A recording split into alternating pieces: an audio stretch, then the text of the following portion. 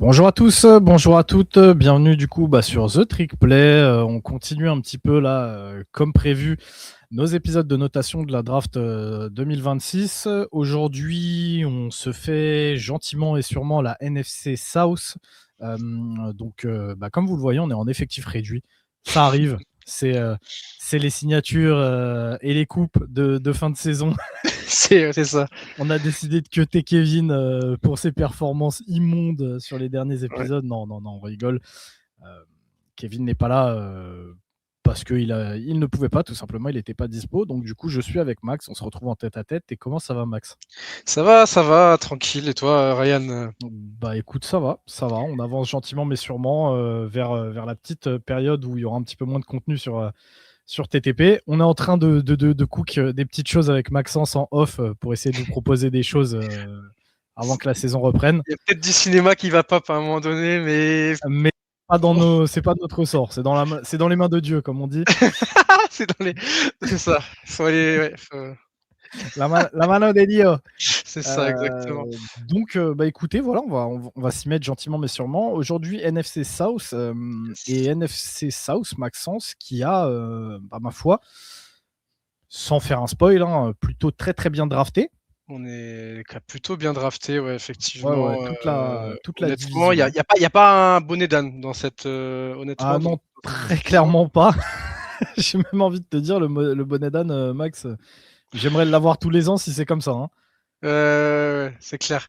C'est clair que c'est une division qui a bien drafté, et honnêtement, des projets dans cette, division qui sont très intéressants. Il y a vraiment, je trouve les 4 franchises, hâte de voir ce que ça v tu vois, il y a des franchises, on a un peu la flemme, début décembre, début de septembre de les voir. Mais là, honnêtement, les 4 franchises ont chacune des arguments, pour les mettre sur la télé, le dimanche soir. Donc, non, franchement, Ouais, ouais, je suis on va très, dé très, très d'accord. on va décortiquer, ces drafts-là, et puis on va commencer du côté de ATL. De Atlanta, donc les Falcons, Ouais, donc on reprend les picks, hein, du coup, on a en premier pick pour les Falcons Evian Terrell, ensuite donc le cornerback de Clemson, ensuite on a Zachariah Branch, le receveur de Georgia qui est également passé par USC, on a le linebacker slash safety Kendall Daniels d'Oklahoma. On a Ontario Thompson, donc le defensive tackle de Washington, des Huskies. Ensuite, on a un petit gars de chez moi, donc Harold Perkins, ouais. qui finit sa longue descente à Atlanta. Il Donc il a été là, drafté. Il a ouais, été drafté. c'est ça. Mieux vaut tard que jamais, comme on dit. Donc pareil, Ouais, Perkins, ça va être un débat un petit peu curieux puisque c'est un linebacker slash edge slash safety slash beaucoup de choses et peut-être même un petit peu trop. Et ensuite, du coup, on a l'offensive tackle d'Ohio State, Ethan Onyanwa. Écoute, puisque je t'ai énoncé les noms, je vais te mettre direct sur le devant de la scène. Qu'est-ce que tu as pensé, toi, au global de cette. c'est ma draft, alors parmi les drafts sans premier tour, c'est ma draft préférée. On avait dit, tu sais, des épisodes, que c'était compliqué de monter très haut au niveau des notations quand il manque un premier tour, tu vois? Mais celle-là, c'est vraiment la seule parmi celles qui avait pas le premier tour où je me suis dit: «Ah, je mets un A ou pas». Finalement, je m'arrête à B+, parce qu'il me manque ce premier tour. Mais ce premier tour, il a été récupéré l'année dernière avec, dans avec les Rams pour récupérer James Pierce à ce moment-là, qui était un bon move, hein, et honnêtement, je trouve que les Falcons ont fait une très belle draft. Avion Terrell qui tombe en 48. Tu avais un besoin, en cornerback, tu tombes sur, Terrell en 48, c'est une C'est assez bénédiction. inespéré, hein. Ah C'est ouais, clairement. inespéré, tu récupères, c'est quoi? Top 4 corner de la draft? Mhm. Top 3, même certains le mettaient top 3 derrière, Moi, personnellement, je l'avais dans mon top 3. Tu vois, moi, ouais, j'avais. Delane et Ouais. Ouais, moi, j'avais et Delane, j'avais Colton Hood, Colton personnellement, Wood aussi, et ouais. j'avais Evion Terrell en 3, et Il y en a suivi qui de très près par McCoy. McCoy, ouais, effectivement. Donc franchement, tu récupères tu ton cornerback, 1, là, clairement, encore un petit peu à développer, mais honnêtement, il va Le, il va ben, être le truc, Max, c'est que tu n'as même pas besoin, justement, de ton cornerback 1. Faut pas oublier oui, qu'ils ont déjà son grand frère, ils ont et tu as déjà le grand AJ, tu frère. vois. Ouais, tu as le grand frère en plus, qui c'est ce que j'allais y venir, qui est déjà là pour l'accueillir. Donc non, franchement, c'est très bien. Zachariah Branch, ça, c'est c'est un de mes coups de cœur en receveur cette saison. J'adore ce genre de profil très petit mais ultra électrique. Je trouve qu'en 3e tour, la value est assez bonne. C'est un profil qui va être très intéressant dans l'attaque des Falcons. Et honnêtement, j'aime beaucoup le pick. Et après, voilà, tu avais des besoins en défense, tu te renforces avec Kendall Daniels, Harold Perkins qui tombe en 6. On est vraiment très bien. Il y a peut-être juste le pick Ontario Thompson qui arrive peut-être un peu trop tôt. Au niveau de la value, ça paraît être un reach, mais tu avais un need aussi dans cette position de D-line, donc tu l'as rempli et à la fin, tu termines avec un tackle d'Ohio State. On sait qu'Ohio State, c'est quand même une bonne école pour ce qui est des linemen, même si c'était pas le lineman le plus en vue du côté d'Ohio State, mais tu vas récupérer ça en fin de 7e tour.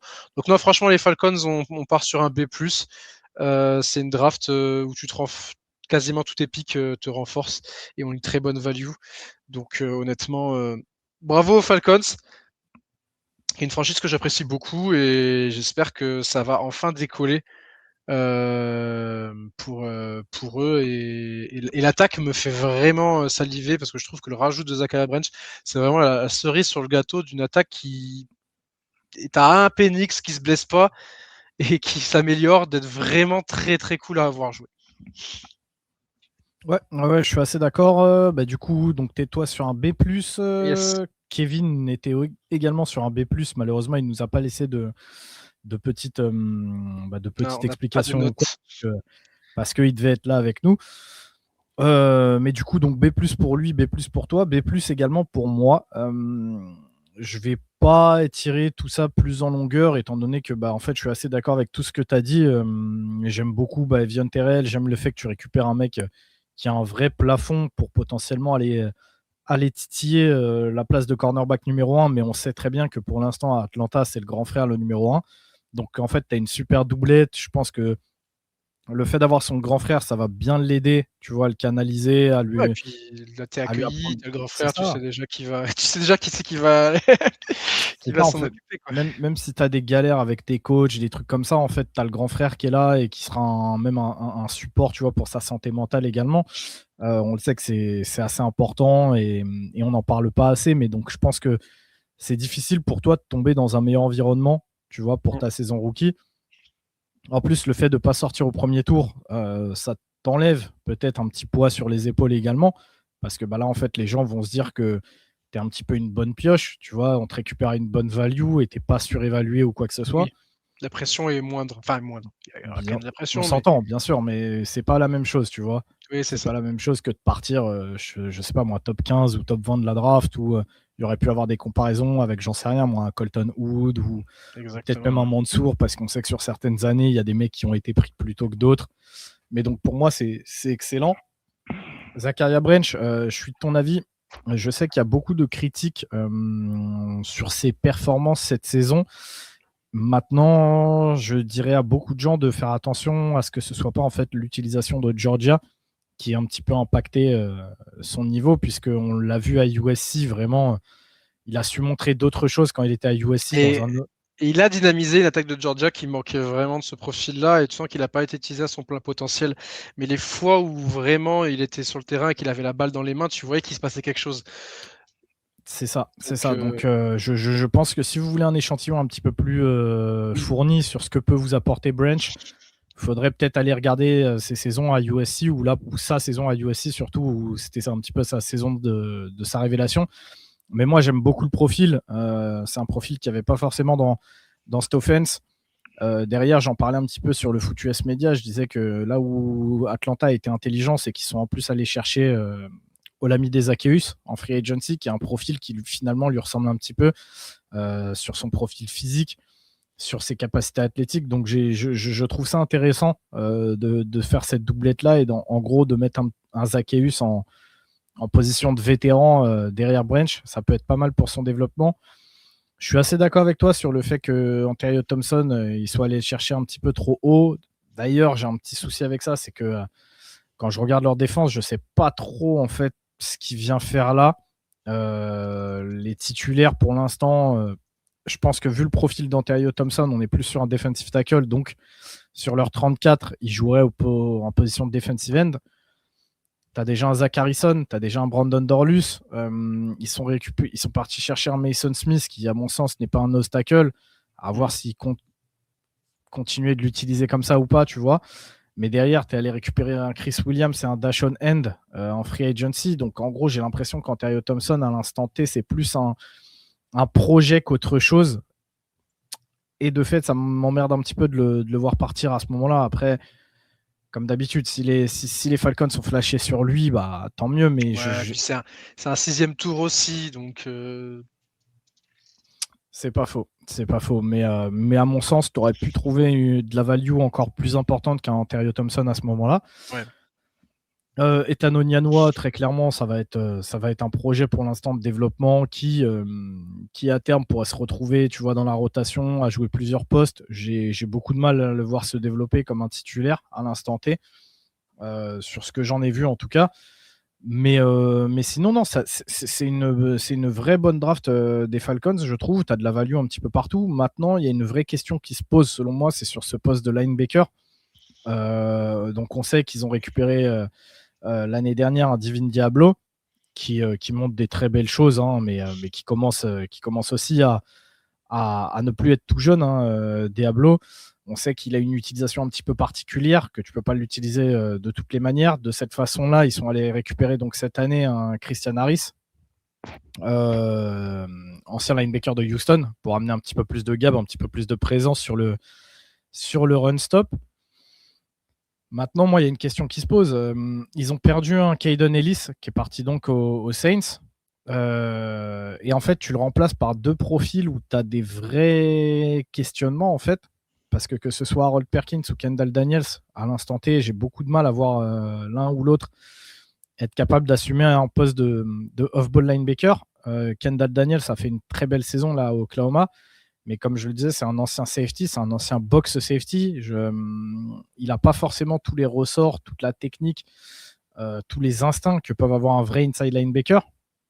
La bonne chose pour lui, c'est qu'en fait, tu arrives dans une room avec Diablo, qui est lui aussi un ancien safety, donc il pourra déjà lui apporter des choses, tu vois.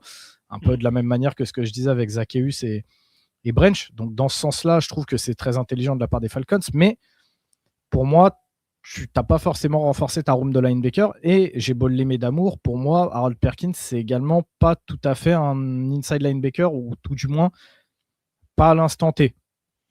Harold Perkins, je pense que là, dans leur système, il y a deux choses sur lesquelles ils pourraient se développer. C'est soit donc Big Nickel, donc ce qu'il faisait cette saison à LSU, mais où il va avoir besoin de développement, parce que c'est malheureusement le vrai souci dans la carrière d'Harold Perkins, ce manque de développement. On ne l'a jamais vraiment installé à une position.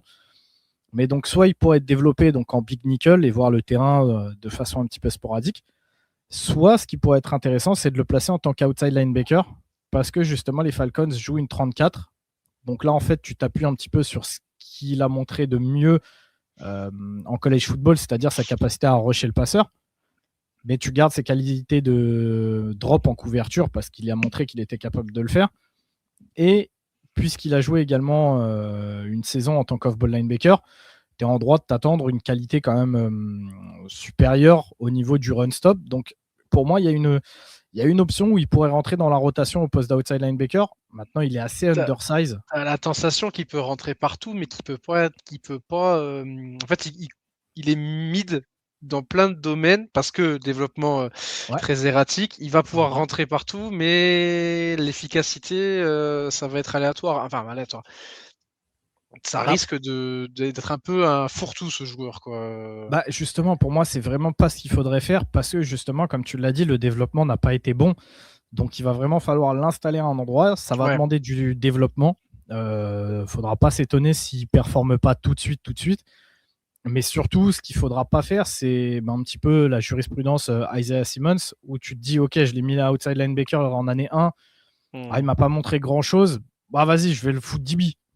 C'est vrai qu'Isaiah Simmons, on est un peu sur un profil.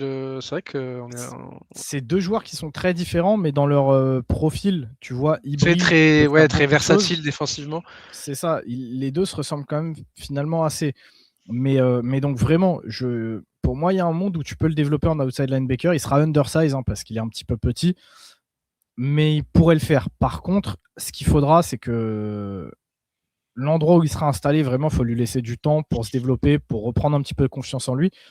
Mais donc là encore, tu as récupéré du talent, tu as récupéré un bon joueur, mais tu n'as finalement pas renforcé réellement ta room d'inside linebacker, tu vois. Donc il va y avoir cette vraie question-là à comment tu vas remplacer un petit peu l'apport qu'avait Kaiden Ellis cette année.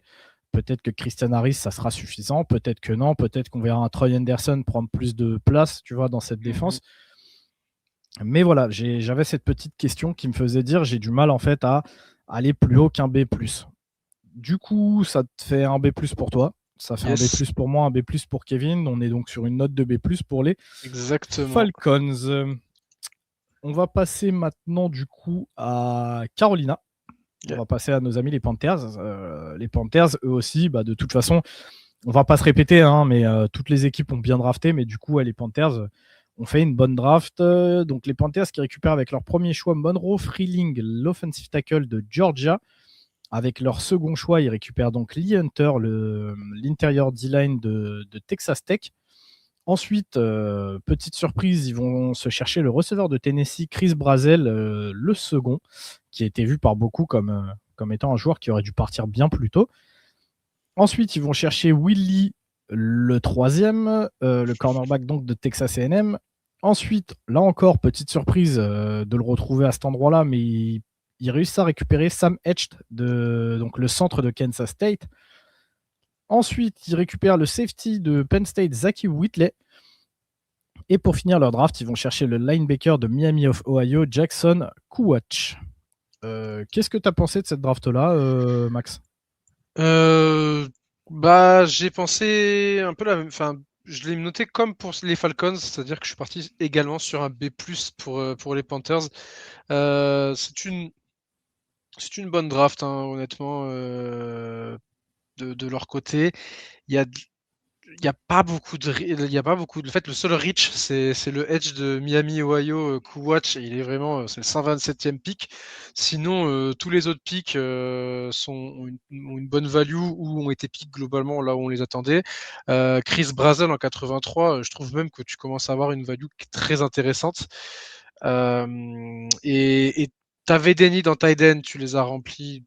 Tu l'as pas rempli, c'est peut-être pour ça aussi que j'ai descendu. C'est vrai qu'on attendait un Kellyon Sadik à ce moment-là, mais il me semble qu'il est parti un poil avant, Kellyon Sadik. Donc tu vas du coup sur ton deuxième need qui était un offensive tackle avec Monroe Freeling, sachant qu'à ce moment-là, tu avais déjà Fano et Moegoa et Kaylin Proctor qui étaient partis, donc que tu partes sur Monroe Freeling en 19 me choque pas dans les circonstances qu'il y avait à ce moment-là. Et après, voilà, Lee Hunter en defensive tackle au second tour, qui a été très actif du côté de Texas Tech cette année et qui va être derrière Bobby Brown pour commencer, mais je pense peut prétendre à jouer un rôle dès cette première saison.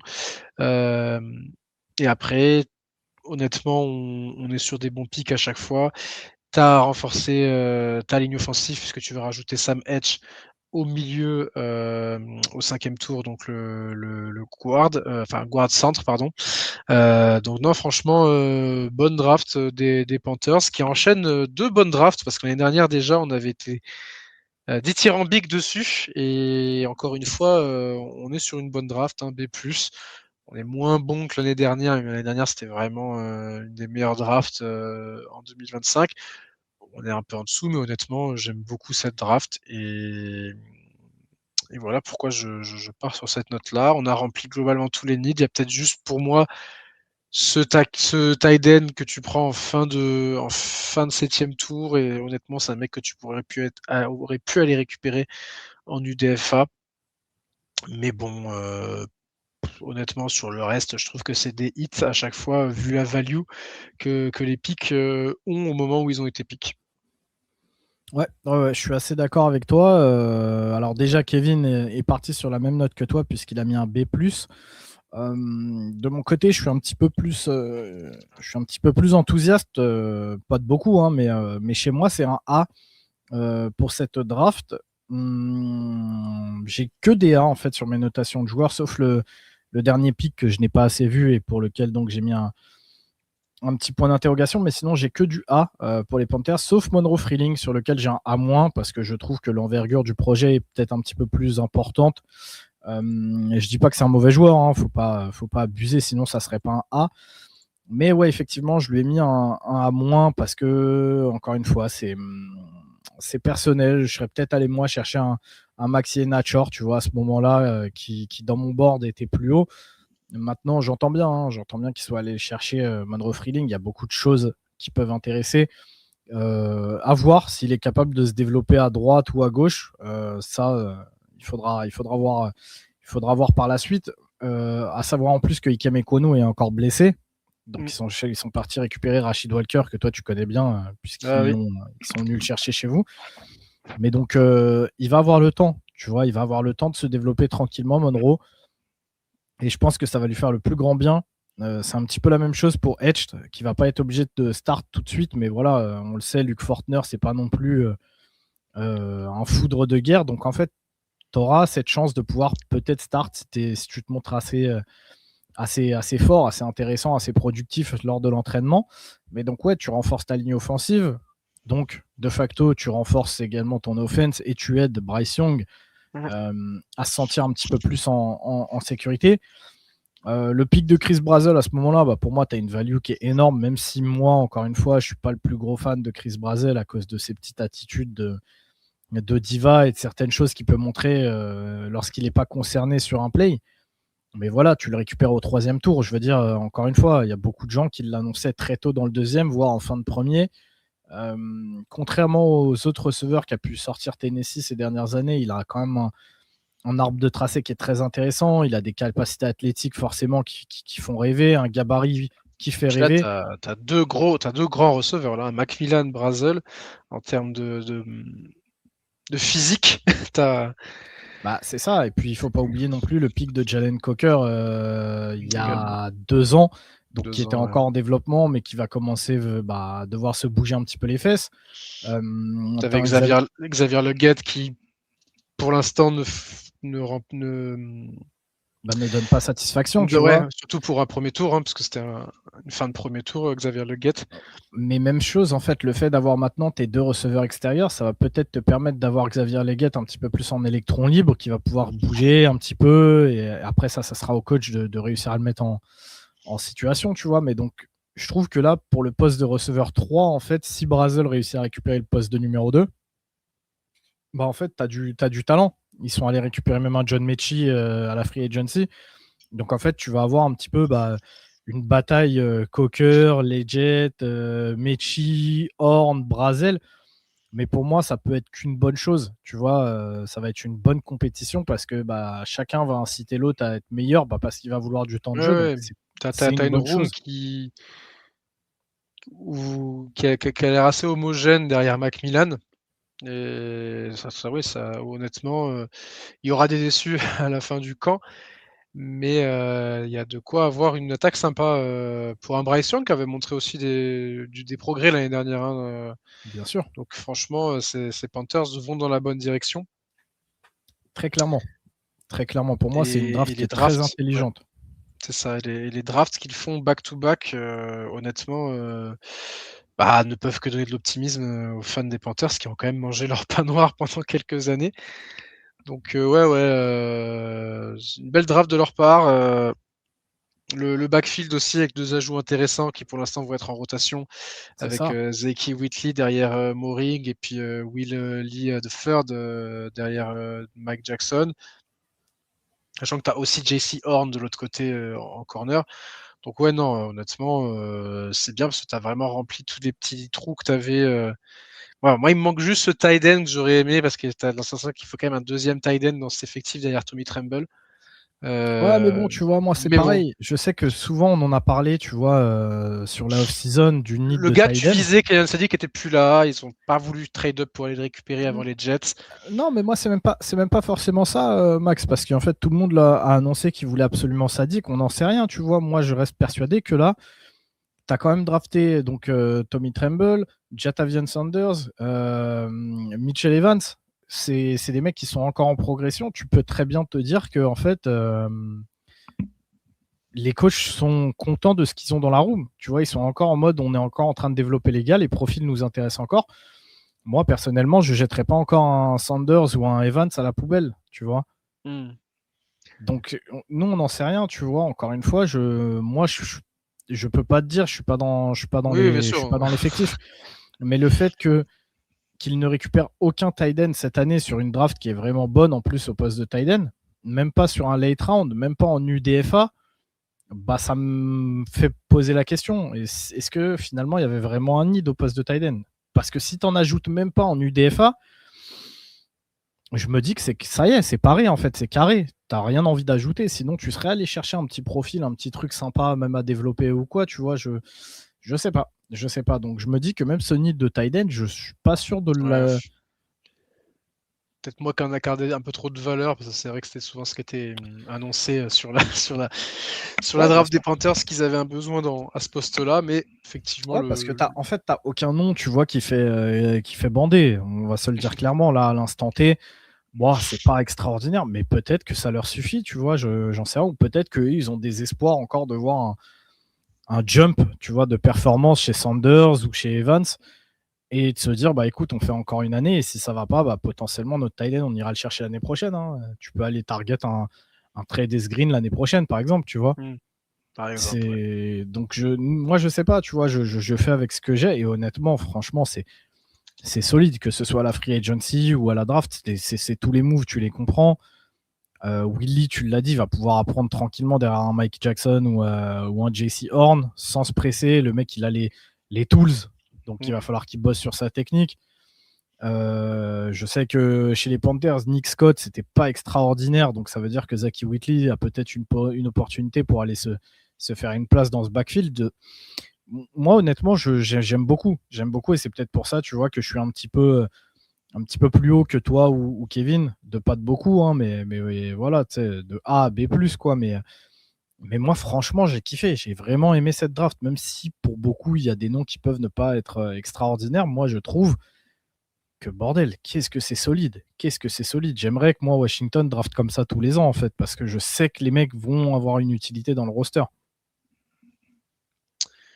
Ouais. Effectivement, ouais, on est sur une bonne draft. Donc B+ pour moi, B+ pour Kevin. Et donc tu nous donnes un A pour les Panthers, ce qui les fait atterrir à A-. En moyenne, ouais, on est à moins. Oui, c'est ça. Ouais, on est sur une moyenne de A- du côté de Carolina. Allez, maintenant on va partir chez les Saints, l'équipe qui jouera à Paris le 25 octobre face aux Steelers d'Aaron Rodgers, parce que ça y est, il est sorti de sa grotte. Alors, est-ce que les Saints nous ont... J'ai vu quoi, il a signé 1 an, mais tu sais qu'en vrai, là, le match, il a de la gueule. Hein. Ouais, 1 an, 25 millions. Le match, il a une vraie gueule. Si les mecs se blessent pas et tout, parce que je disais la même chose, moi, sur Washington, Miami à Madrid, et on a vu que finalement, malheureusement, c'était une catastrophe. Mais si les mecs arrivent et surtout que les mecs jouent le jeu et que vraiment ils jouent pour gagner le match, il y a moyen de voir un vrai match. Hein. Là, tu vois, en tant que fan des Packers, putain, Aaron Rodgers qui vient jouer à Paris, même si c'est pas sous le maillot des Packers, je pense que ça reste une occasion en or, parce qu'en plus, ça risque fortement d'être sa dernière saison. Donc, non, franchement, très content. Et donc, du coup, ces Saints, Ryan, est-ce qu'ils vont arriver à Paris avec une équipe sympa, bien renforcée par cette draft? Ça devrait. Hein, comme on l'a dit, il n'y a pas d'équipe qui a mal drafté cette année en NFC South. Et donc, les Saints en font partie, puisque ils partent donc avec le premier pick sur Jordan Tyson, l'un des top 3 receveurs de cette année, donc le receveur d'Arizona State. Ensuite, ils vont se chercher l'intérieur D-line Kristen Miller de Georgia, que moi j'avais personnellement dans mon top 2 des intérieurs D-line. Ils vont se chercher Oscar Delp, le tight end de Georgia cette fois-ci, donc que certaines personnes pouvaient avoir bas, mais que par exemple Val avait, je crois, en tight end 1 dans son board. Ensuite, ils vont chercher l'intérieur O-line Jeremiah Wright de Auburn. Le petit phénomène Bryce Lenz, donc le petit frère de Trey Lance, qui joue lui donc wide receiver à North Dakota State. Ensuite, ils vont chercher le grand frère de Sonny Styles. Ils vont chercher Lorenzo Styles Jr., le safety donc d'Ohio State. Il récupère Byron Brown, receveur d'LSU, et ancien receveur de Kentucky, speedster que j'apprécie beaucoup. Et enfin, ils terminent leur draft en allant chercher le cornerback d'Iowa, TJ Hall. Est-ce que j'y vais? Est-ce que tu y vas, Max? Vas-y, Ryan, vas-y. Bah, écoute, je vais y aller. Comme ça, je vais essayer d'être rapide, clair, concis. Et encore une fois, on est sur une draft que moi j'ai adoré. Je leur ai mis un A. Bah, écoute, très honnêtement, j'ai pas grand-chose à dire. J'avais très très peur qu'ils n'aillent pas chercher de receveur. Ils l'ont fait immédiatement en allant chercher un des 3 meilleurs. Alors, Carnell Tate est sorti très très tôt aux Titans, hein, mais du coup, ça te laisse le choix entre Jordan Tyson et Mackay Lemon. Quand tu sais que Chris Olave a déjà ce petit rôle de petit route runner, souvent aligné dans le slot et tout, bah ouais, forcément. Je me dis que Jordan Tyson, c'était peut-être le meilleur des choix. Alors, bien sûr, ce qui fait peur, et c'est ce qui est à raison, hein, c'est l'historique de blessure. Étant donné que Tyson n'a jamais fini une saison en bonne santé en college football. Maintenant, je pense qu'on est tous d'accord pour dire que sur le talent pur du joueur, c'est probablement le receveur 1 de cette QV. C'est un joueur qui, justement, s'il n'y avait pas les soucis de blessure, il part top 3 et peut-être pas 3e. Donc, en fait, tu ramènes une autre vraie cible numéro 1 viable à ton quarterback, à ton jeune quarterback, à ton nouveau quarterback titulaire. Maintenant, bah, comme je l'ai dit, ce qui fait peur, c'est les blessures. C'est qu'il y a un monde où en fait, et Chris Olave et Jordan Tyson ne finissent pas la saison chez les Saints. Donc on ne l'espère pas, on va toucher du bois, mais c'est un petit peu la peur numéro 1 avec ces 2 gars-là. Derrière, tu vas récupérer donc Kristen Miller, que moi j'avais en tant que. C'est simple, je crois que c'était mon intérieur D-line numéro 1, devant un Caden McDonald, pour la simple et bonne raison que Kristen Miller est actuellement un nose tackle excellentissime sur sa capacité à défendre la course, sur sa capacité à boucher des trous. Mais contrairement à Caden McDonald, je lui vois un vrai développement possible en tant que Tech 3, en tant que defensive tackle. Et donc potentiellement dans cette défense en 34, sur le poste de defensive end, ce qui permettrait aux Saints d'aligner à la fois Davon Gocho en nose tackle ou alors Davon Gocho en DT, d'avoir Kristen Miller sur le terrain et Brian Breezy. Et là, effectivement, la gueule de ta D-line commence vraiment à ressembler à quelque chose. Moi, c'est un pick que j'adore. C'est un mec que je voyais comme first rounder qui n'aurait pas dû cette année tomber au second tour. Donc la value est énorme. Derrière, tu vas récupérer qui? Tu vas te récupérer Oscar Delp. Alors, comme je le disais, il y a des gens qui vont avoir des gros doutes. Moi, personnellement, sur les tight ends, je fais quand même confiance à Val sur son évaluation des tight ends. Il m'a déjà prouvé qu'il était capable de me trouver des pépites ça et là. Et ce que j'adore, c'est que dans l'effectif, tu as déjà un Juwan Johnson. Ils sont allés chercher Noah Fant en free agent. Donc, en fait, Delp va pouvoir être développé pendant au minimum 1 an, voire peut-être même 2, se mettre au niveau de la NFL. Et en fait, tu te récupères un mec qui a qui a potentiellement les épaules pour devenir ton tight end numéro 1 dans le futur et un vrai tight end numéro 1 complet. Donc ça, j'aime beaucoup. Bryce Lance, j'en parlerai pas tout simplement parce que je ne l'ai pas assez vu. Alors, est-ce que c'est que de la hype ou non? J'en sais rien. Si c'est que de la hype, tant pis. Sinon, ça ajoute encore du monde dans cette room de receveurs. Très gros profil physique, en tout cas, très athlétique. Ouais, c'est ce qui en ressort. Et donc, forcément, je le disais, tu as vu en introduction, j'attendais qu'ils renforcent leur room de receveurs. Là, ils l'ont fait. Là, ils l'ont fait très clairement. Du coup, pendant qu'on est sur cette room de receveurs, parlons de Byron Brown, qui a donc lui un vrai profil de speedster, de mec qui va pouvoir t'étirer le terrain et à minima de returner dans un premier temps. Et ça, on sait qu'il faisait partie des meilleurs returners de college football depuis des années. Quand on voit à quel point les returners commencent à prendre de l'importance avec le changement de règles de kick-off, tout ça, je me dis que dépenser un 6e pour ce genre de profil, c'est vraiment pas une mauvaise idée. Jeremiah Wright, j'aime également. C'est peut-être un petit peu tôt, je trouve, pour Jeremiah Wright, mais j'ai la vision. Tu vois, ils sont partis chercher vraiment un mec hyper athlétique, hyper puissant, hyper explosif. Ancien defensive tackle, donc en fait, il a un premier pas qui est monstrueux, tout ça, mais maintenant, il lui manque la technique parce que justement, il a fait une transition d'un poste de defensive tackle à guard. C'est d'ailleurs quelque chose qu'on voit pas mal, hein. On en parlera un petit peu plus tard dans l'épisode Max, mais gardez-le en tête.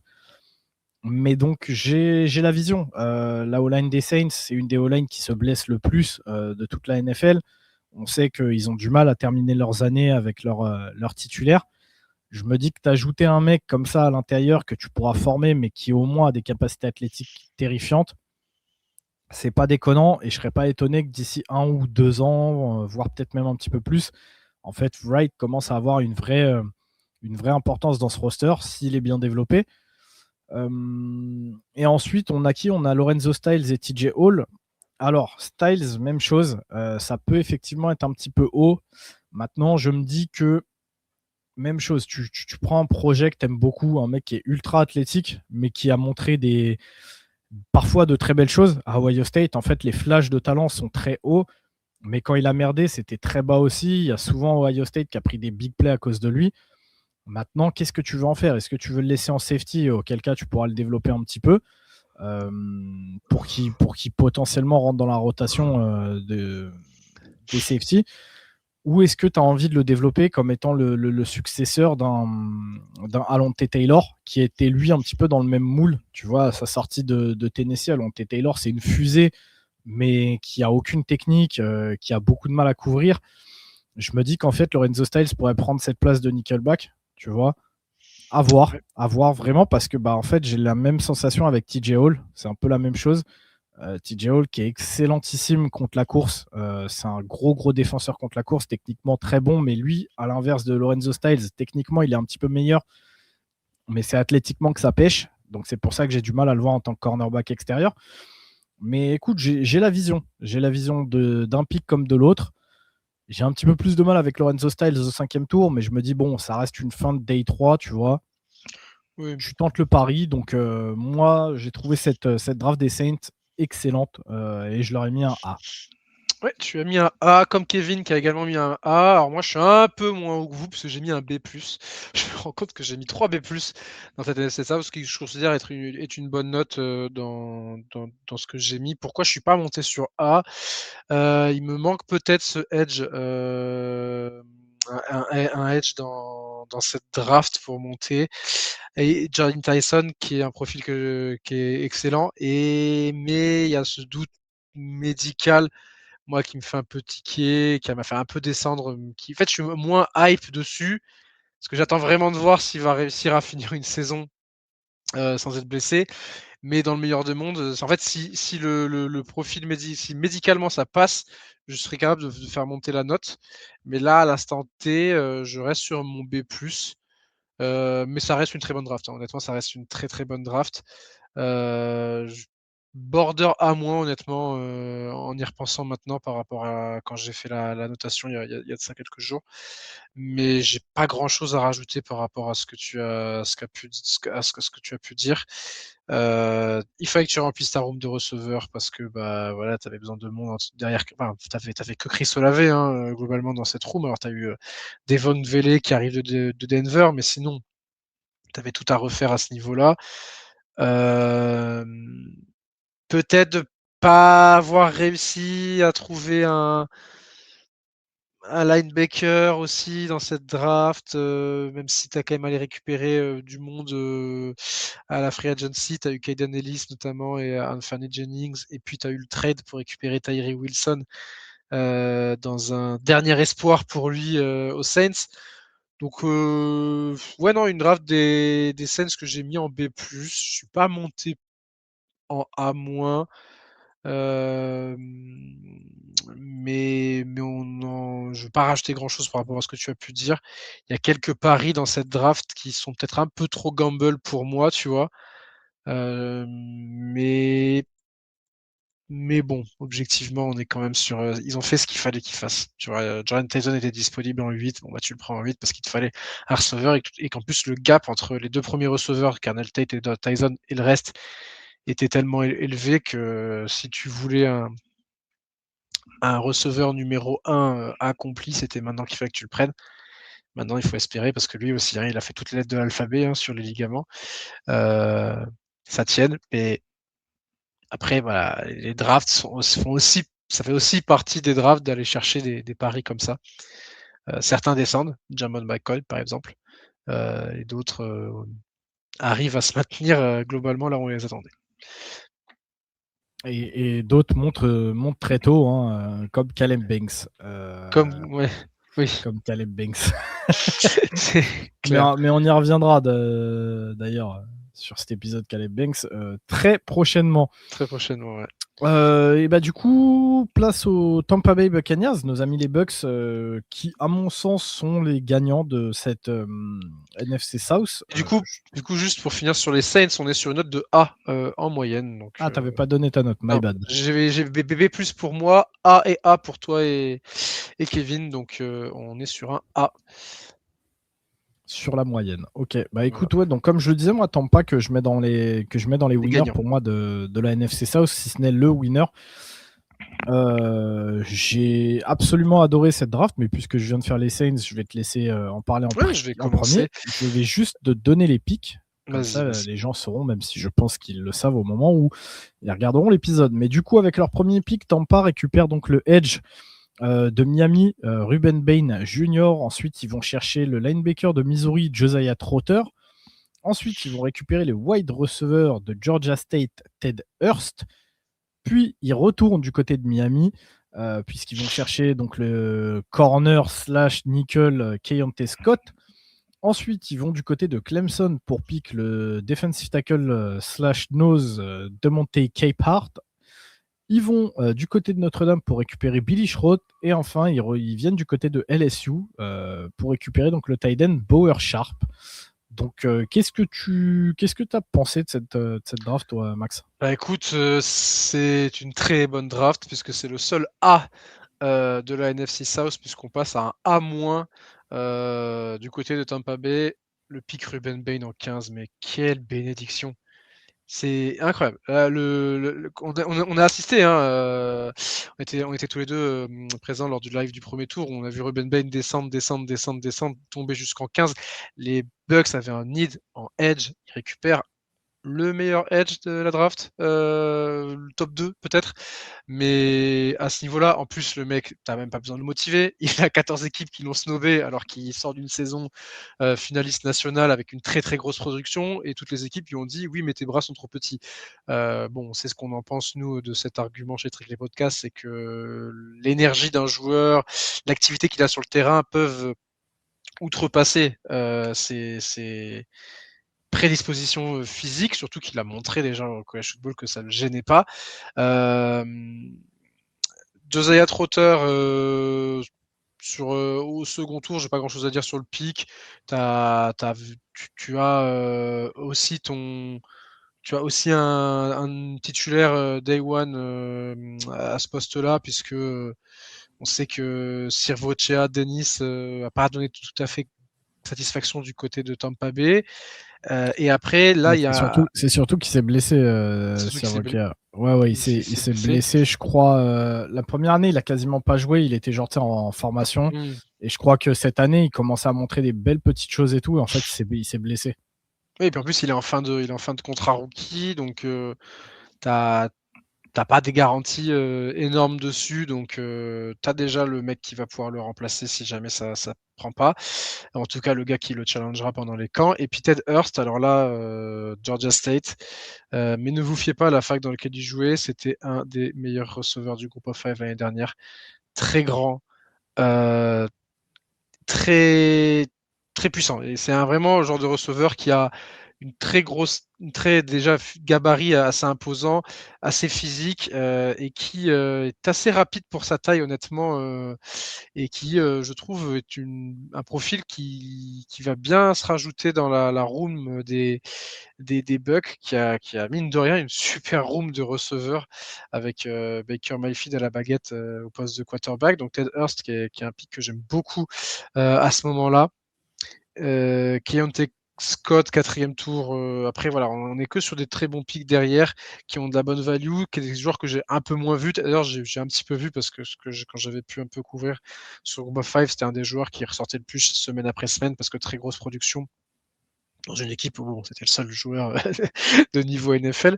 Mais ouais, non, tu as rempli tes needs à chaque fois sur t'as pas reach, t'as eu très peu de reach. T'as de la bonne value sur quasiment tous les picks. Keontae Scott au 4e tour, là encore, en fait, t'as l'impression que les 2 joueurs de Miami ont slide jusqu'à ce que Tampa Bay puisse les récupérer. Et tu termines sur un tight end avec Bower Sharp en fin de draft. On sait que c'est une room où il y a de la place derrière Cade Otton, donc je déteste pas le pick, même si c'est peut-être un peu rich au 6e tour. C'est peut-être d'ailleurs le seul pick, c'est pour ça que je suis descendu sur A-, mais honnêtement, oui, je suis d'accord avec toi sur le fait que c'est les grands gagnants pour moi de la draft côté NFC South, cette équipe des Bucks. Ouais, bah écoute, moi je suis un peu moins dur que toi, je l'aurais mis un A. Ruben Bain, c'est excellent, je reviendrai pas dessus. Sur ces petits bras de T-Rex, je pense qu'il va faire mal à beaucoup de monde quand il va les affronter. Ted Hurst avait une grosse hype, je le voyais pas descendre jusque là. Je pensais vraiment qu'il sortirait plus tôt. Alors moi j'ai pas vu grand chose de Ted Hurst, mais je te parle vraiment juste de la hype pré-draft. Étonné aussi de voir Keontae Scott glisser jusque là. Keontae Scott, il fait partie de ces joueurs un petit peu âgés sur cette draft, mais qui risque du coup de start très rapidement, je pense. C'est un joueur qui est extrêmement intelligent, qui a une vision du foot assez intellectuelle. Je sais que pour avoir écouté un petit peu certaines de ses interviews, il a un très bon football IQ, Keontae Scott. Je ne serais pas étonné qu'il chope une place, que ce soit en tant que nickel ou de safety, assez rapidement finalement. C'est un joueur qui est excellent contre la course. D'ailleurs, c'est quelque chose que vous allez retrouver beaucoup sur tous les défenseurs là, qui ont été pris par Tampa. Il y avait un vrai souci donc l'année dernière sur leur capacité à bien défendre en first down. Et on sait que très souvent, ça a tendance à décider un petit peu de ton drive quand tu n'es pas bon en first down, parce que tu accordes beaucoup de yards. Donc en fait, c'est beaucoup moins dur à l'adversaire ensuite d'aller chercher ou d'être performant en second down ou third down, parce que justement sur le first down, tu n'as pas été performant. Et là, en fait, tous les joueurs qu'ils ont pris en défense sont des gros défenseurs contre la course. DeMonte Capehart, c'était un de mes joueurs les plus forts en run stop de toute la QV. Ça fait partie de ces joueurs qui ont, à mon sens, été mal utilisés par Clemson. DeMonte Capehart, je ne serais pas étonné de le voir prendre des reps, par exemple en tant que defensive end sur cette 34, parce qu'il en a les capacités athlétiques, mais il a vraiment été utilisé uniquement et purement en tant que run stopper à Clemson.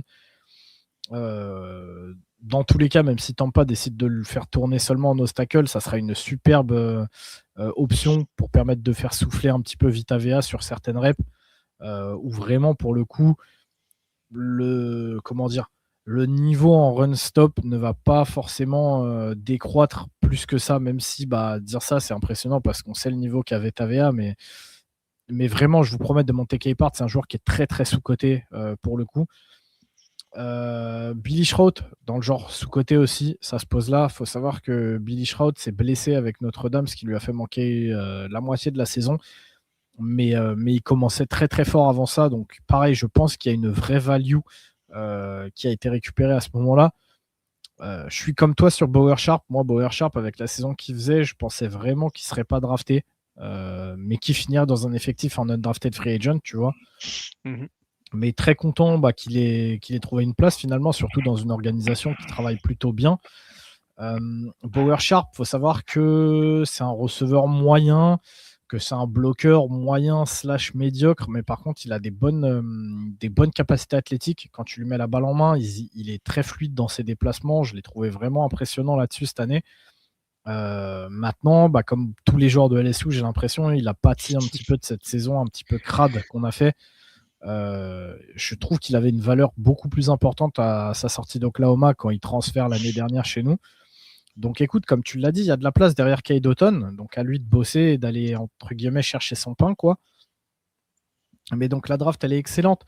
Il y a peut-être sur Josiah Trotter où j'ai un petit questionnement sur sa capacité à jouer Mike, en fait, tu vois.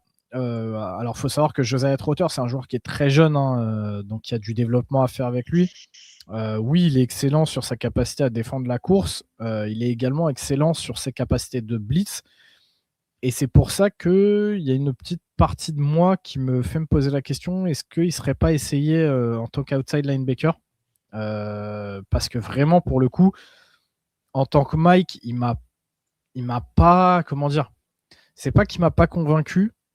Je trouve juste qu'il y aura du travail à faire en fait avec lui, mais par contre, un point où vraiment il m'a laissé sur le cul, c'était sur sa capacité de blitz, où la plupart des LB, vous remarquez que quand ils blitz, souvent ils foncent à corps perdu un petit peu dans la O-line, ils baissent l'épaule, ils essayent d'éclater un mec et de passer en force. Et c'est pas le cas de Trotter. Trotter, je lui ai noté une palette de pass rush qui est vraiment assez impressionnante pour un intérieur linebacker. Très souvent, quand il blitz, il n'hésite pas à passer des rips, des swims. Je l'ai vu passer des spins, des arm over. En fait, il a des vrais moves de pass rusher qui me font dire, bah écoute, il y a peut-être un monde où il va être testé sur certaines, alors peut-être pas toutes, mais sur certaines reps qui soient décalées en tant qu'outside linebacker pour laisser justement à l'intérieur Anzalone et Sirvoka Dennis. Tu vois, peut-être sur des situations de passe, tu vois. Parce que, comme je te le disais, Sirvoka a montré quand même des choses avant de se péter. Alors, est-ce qu'il sera conservé ou pas? Sûrement pas par Tampa, mais il montrait des vraies choses. Donc en fait, s'il revient bien de blessure, tu as peut-être déjà ta doublette de LB. Je sais pas, je me fais peut-être des films, peut-être que Trotter a vraiment été apporté dans cette équipe pour jouer à l'intérieur. Mais j'avais ça dans un coin de ma tête, je me dis que c'est peut-être une option qui pourrait arriver, donc à garder en tête. Mais sinon, non, le pic de Trotter, j'aime bien. Et donc, au final, ça me donne un A. C'est ça. En fait, tu as l'impression qu'ils ont réussi à récupérer des joueurs qui sont descendus jusqu'à eux et eux n'ont pas fait l'erreur de les laisser descendre encore. Tu vois, Hurts, Scott, Bain notamment.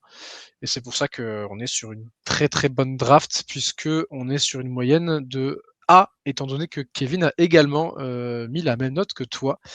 Et donc, on est quand même sur une super draft pour la NFC South avec les Falcons à B+, les Panthers à A-, et les Saints et les Bucks qui sont à A.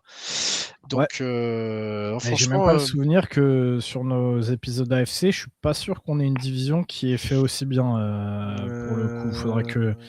Faudrait que je vérifie, je suis en train de regarder, mais... T'as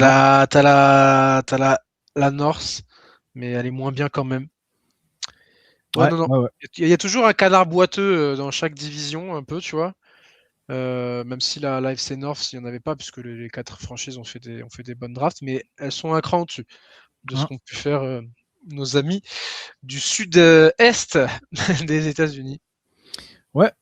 Et du coup, ça conclut notre épisode, Max, sur la NFC South. On vous fait plein de bisous. On vous dit à plus, puisque on a encore 3 épisodes de la NFC à vous sortir. Donc, écoutez, salut tout le monde. Ciao. On se retrouve rapidement sur The Trick Play.